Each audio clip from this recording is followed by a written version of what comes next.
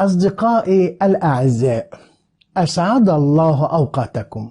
في درس النهاردة إن شاء الله هنتكلم مع بعض عن the future continuous tense. الزمن ده من أجمل الأزمنة وأكثر استخداما للنيتيف سبيكرز. زمن سهل وجميل لكن له استخداماته كتيرة، فإن شاء الله هنتكلم في الفيديو ده عن 9 استخدامات للزمن ده. فرجاء watch the video. So if you want to find more about this interesting tense, please watch the following video.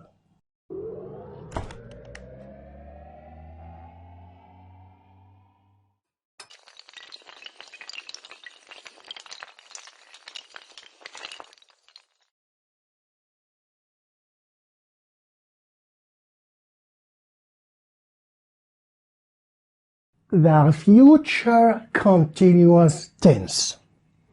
The areas of discussion are as follows: formation, usage, verbs that are used with the future continuous tense, verbs that are not used with it, differences between future simple and future continuous tense, time expressions.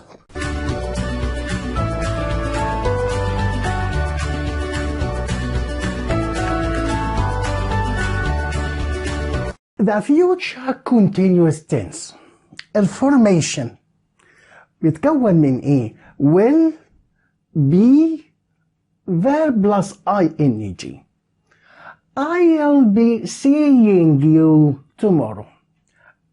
usage أهم حاجة ناخد بالنا من استخداماته. 1. action covering up a given period of time.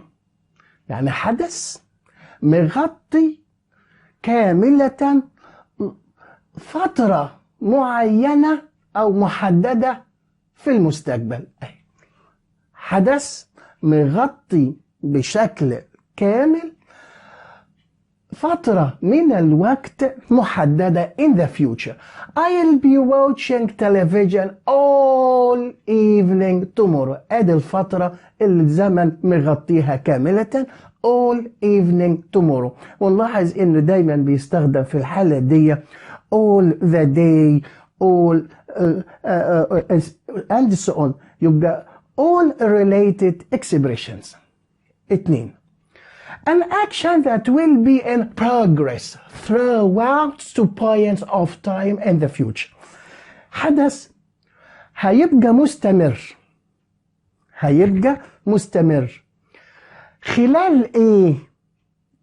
2 points of time، نقطتين زمنيتين في الوقت in the future، يعني بداية ومرورا ب، يعني in the middle of doing the action.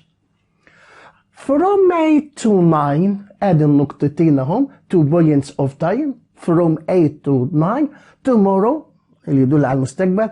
I'll be doing my homework، يعني الساعة 8:30 I'll be in the middle of doing my homework. 3. A longer ongoing action in the future. حدث مستمر طويل، حدث طويل مستمر في المستقبل. interrupted by قطعه ايه؟ another shorter future action. حدث تاني أكثر منه قطعه وبرضه فين؟ في المستقبل. He will be sleeping. ده الحدث الايه؟ a longer ongoing action. he will be sleeping. When you telephone him ادي هو ايه؟ another shorter future action اللي هو ايه؟ when you telephone him. so you will wake him up. 4. An action that will already be in progress at a particular moment in the future. حدث بالفعل هيبقى مستمر في وقت أو في لحظة معينة في المستقبل. This time tomorrow أدي هي إيه؟ أهي. A particular moment in the future أهي. This time tomorrow I'll be sitting for the examination.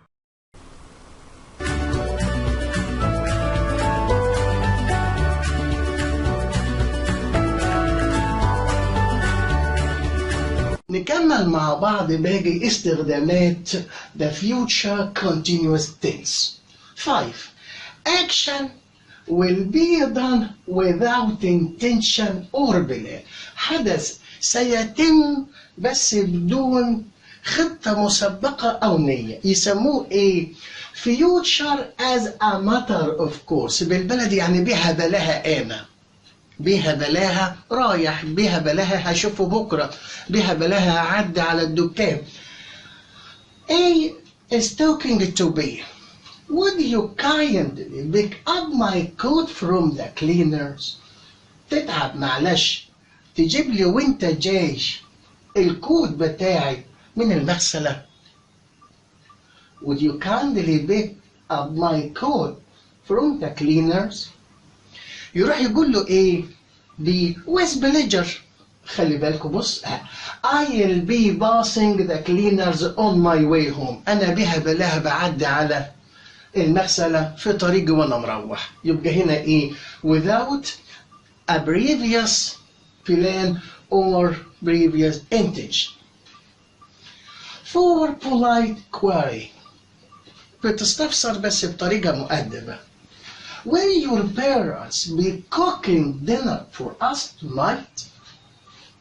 يعني إيه؟ هل ستسنح لهم الفرصة لإعداد الطعام؟ Will your parents be cooking dinner for us tonight? Will your parents be cooking dinner for us tonight? يبقى for polite query. 7. Temporary action. حدث ماله مؤقتا.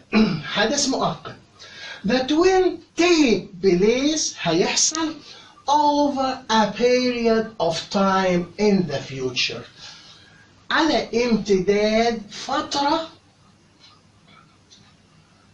زمنية في المستقبل. I'll be writing emails this evening. أي I'll be writing. الكتابة هنا إيه temporary action. طيب this evening a period over a period of time in the future. A definite future المستقبل المؤكد. Hurry up, the bus will be leaving in a few minutes. Mid الأتوبيس هيقوم بعد شوية. يبقى هنا إيه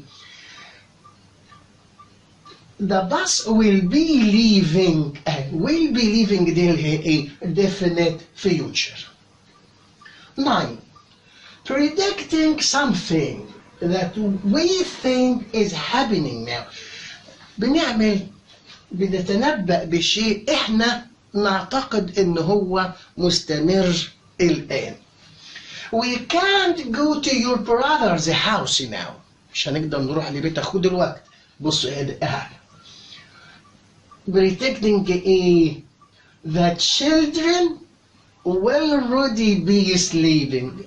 اولاده هيكونوا بالفعل ايه نايمين.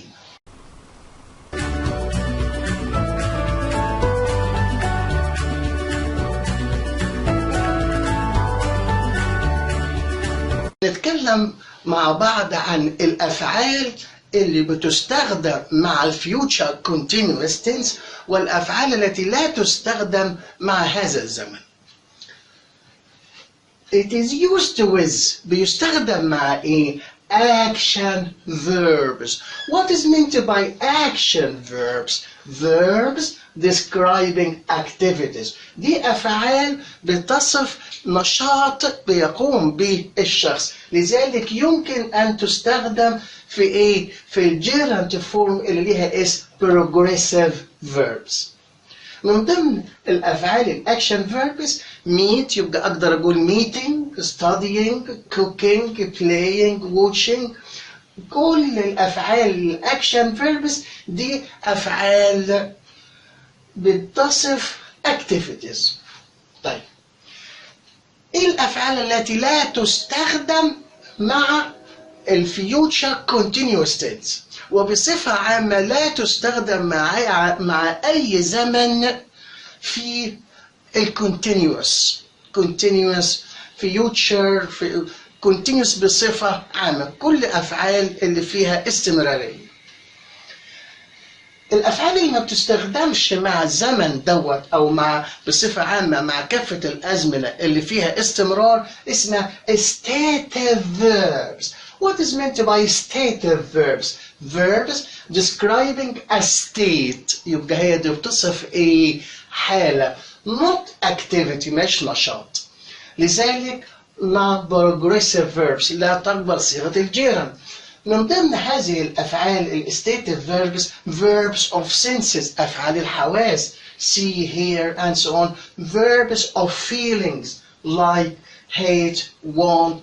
Verbs of perception, opinion, thinking، أفعال الإدراك والرأي والتفكير زي understand, remember, know and so on. Verbs of communication، أفعال التواصل زي إيه؟ agree, disagree, promise. Other verbs زي be, belong, have, own, coast. ناخد مثال على كده. I'll be stressed، not I'll be being stressed tomorrow during my science test. be من الأفعال الإيه؟ stative verb، لذلك لا تستخدم في صيغة progressive verbs. ما نقدرش نقول being، يبقى دي ما استخدمناش ليه be في الأفعال مع الزمن دول، لأن هي من الstative verbs اللي هي other verbs زي be. I'll be stressed not I'll be being stressed tomorrow during my science test. ناخد مثال تاني. After I study I'll know not I'll be knowing. ليه؟ لأن know من الأفعال بتاع perception, opinion, thinking. لذلك لا تستخدم في الجيرانت فورم أو البروجريسيف verbs. After I study I'll know all the answers for the test. So stative verbs بتستخدم مع الفيوتشر simple tense وبتدي نفس المعنى الفيوتشر continuous tense.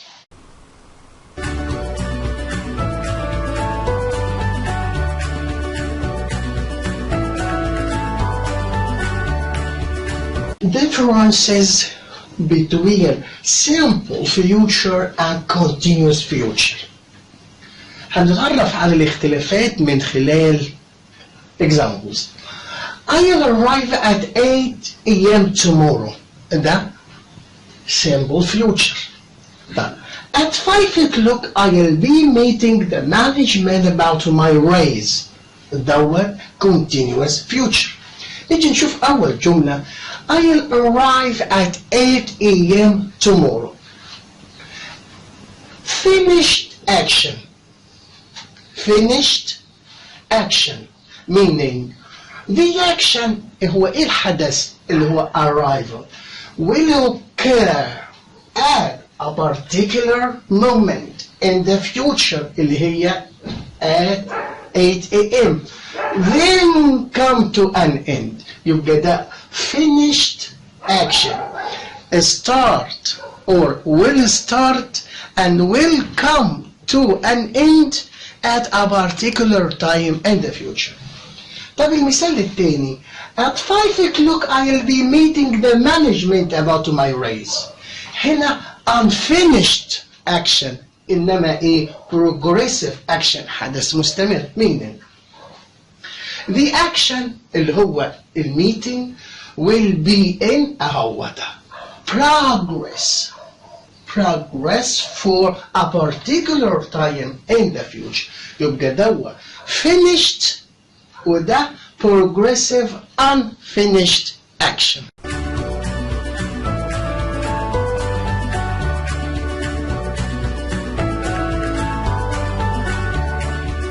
تاني اختلاف between simple future and continuous future. I'll write to Tom and tell him about Jack's marriage. The simple future. I'll be writing to Tom and I'll tell him about Jack's marriage. It's continuous future. I'll write to Tom and tell him about Jack's marriage. I'll write to Tom and tell him about Jack's marriage. I'll write the letter to Tom intentionally. Why? To tell him about Jack's marriage. So here, with the simple future, we will intentionally do something so as to do something else. I'll be writing to Tom and I'll tell him about Jack's marriage. أنا بهذا لها بكتب جوابات لتوم والكلام هيجيب بعضه في الجواب اللي أنا بكتبه ده وهجيب سيرة جواز مين؟ جاك. أدي التعبير. I'll routinely and repeatedly write a letter to Tom. أنا كالعادة ومتعود وبكتب له باستمرار. And during writing وأنا بكتب الجواب I'll raise Jack's marriage during the course of a speech. هصير نقطة جواز جاك في الجواب ده وفي أثناء ما الكلام هيجيب بعضه. يبقى هنا unintentionally but routinely and repeatedly.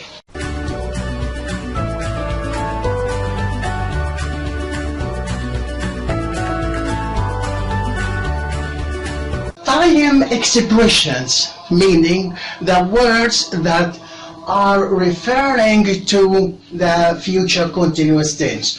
All afternoon, all night, all evening, all day, all the morning. This time tomorrow, this time next week.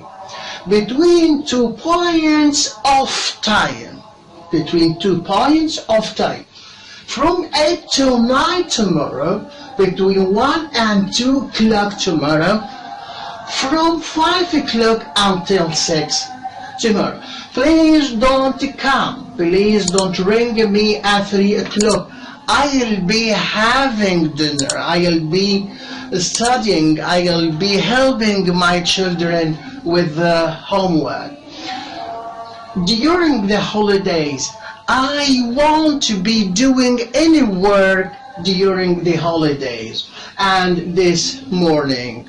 At the end of the video, I wish you all the best and I hope you have found this video helpful. Till we meet again, I wish you all the best. God bless you. Bye bye.